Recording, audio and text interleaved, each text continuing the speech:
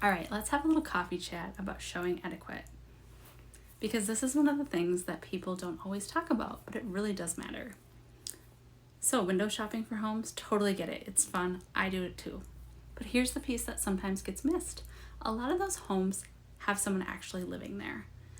Every time we schedule a showing, there's often a ripple effect.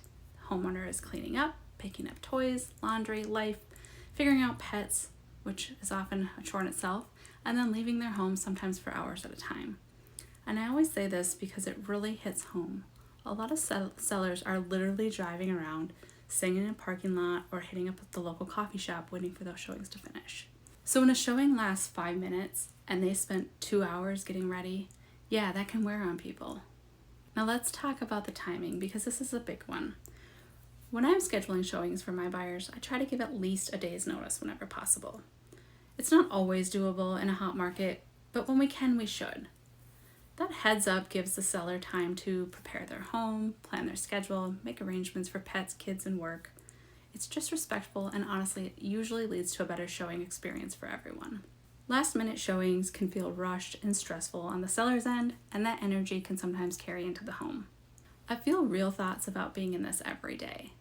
You can't fully screen buyers before a showing. As much as sellers wish we could, we can't. Sometimes buyers need to physically walk through a home to know it's not the one, and that's just part of the process.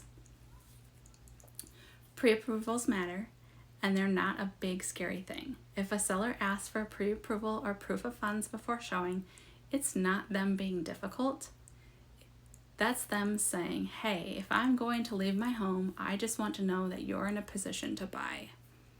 And for buyers, this step is quick. It's not as intimidating as people think. Don't let that be the thing that holds you back from seeing a home you love. Number 3, no feedback usually means no interest. I know sellers want all the details, but the reality is if you don't hear anything, it's just typically not the right fit. Number 4, don't tour homes with an agent you don't plan to use. This one matters more than people actually realize. If you walk through a home with an agent and then decide you want to write an offer with someone else, you can get into sticky situations real quick. In Minnesota, most agents do have buyer representation agreements already in place. Number 5, respect goes both ways. Buyers should show up on time, leave within your showing time window, and then take off your shoes and treat the home like someone else's space, because it is someone else's space. Sellers, a clean, prepped, and welcoming home goes a long ways. It doesn't have to be perfect, but it should feel cared for.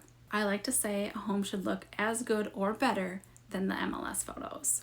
At the end of the day, the process works best when there's mutual respect on both sides. Buyers are trying to find the one, sellers are trying to move forward into that next chapter. And my job is to help bridge that in a way that feels smooth, respectful, and realistic for everyone involved. Happy house hunting!